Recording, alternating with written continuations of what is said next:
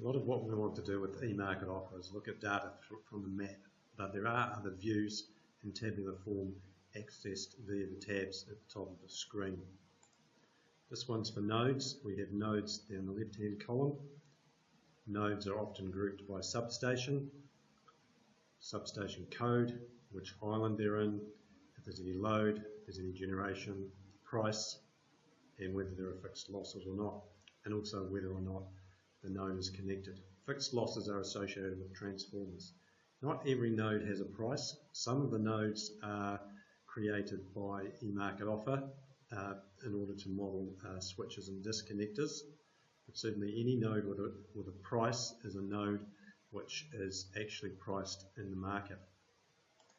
We also have a tab for substations, which gives you the total load, total generation, and the average price of the substation. The user can define regions. In this case, I've picked major load or generation regions, which are displayed on this particular screen: the load, the generation, the average price, and the losses within that region. There's a lot of information under unit. And this is where all of the offers for the trading period are displayed. We have the name of the unit down the left-hand column, whether it's active or not, the generator code, the node code, a description, price, the reserve region, and whether it's fast or sustained reserves. We also have the prices, the actual generation relating to that generator, or in some cases a reserve provider, the amount of fast and sustained reserves provided by the reserve provider. Now that's not always available in market view because that information is harder to obtain.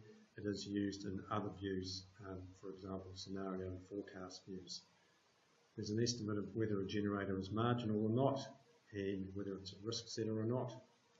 For scenarios and forecasts, the frequency keeping band will appear, and if I move to the right a little bit, we'll start to see the offers. There are 5 offer bands for energy, band 1 through to 5, each with a price and a quantity. Those are listed in those columns, and then there are a lot more columns for reserves, starting with FIR and SIR.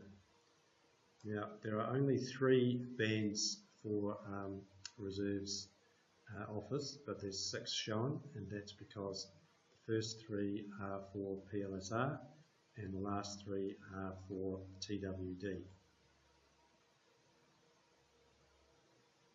If a reserve provider is ILR, then the offers will also appear in the first 3 bands. Now you often want to copy this tabular data into a spreadsheet.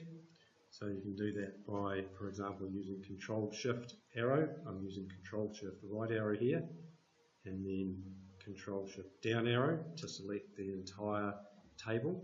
And I can copy the data using Control-C. For example, I could do Control-V or paste into Excel. And if I do Control-Shift-C, then I will copy the entire table plus the headings, which is very useful if you're moving this amount of data into Excel. A little bit of information about each generator, a lot of information about the circuits in the grid. So for example, we'll see whether it's a transformer T or a circuit C. There's also an indication for HVDC link, and where you see S, that's a circuit created by EMO to represent some sort of a switch or a disconnector. Each circuit, where it's relevant, has resistance and reactance associated with it. Transformers in the HVDC link have fixed losses.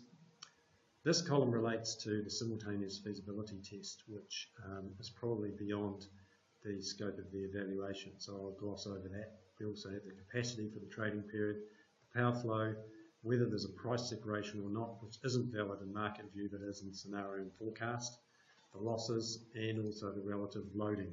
So for example, this particular transformer, ABY T2, is loaded to 53% of its capacity. Also a lot of information under equations. These are all the equation constraints that were in the model in that particular trading period. I won't go through these in detail in this particular tutorial. Likewise, we have some information around reserve settings. And finally, if we were to set them up, we would see information around cash flows for companies. And I'll go back to the map just briefly. If we want to have separate windows for these, we can go to the square tab in the top right hand corner and create a new map. Here it is. I might want to move that to another screen, for example. I can resize it and move around it just like I can on the big map.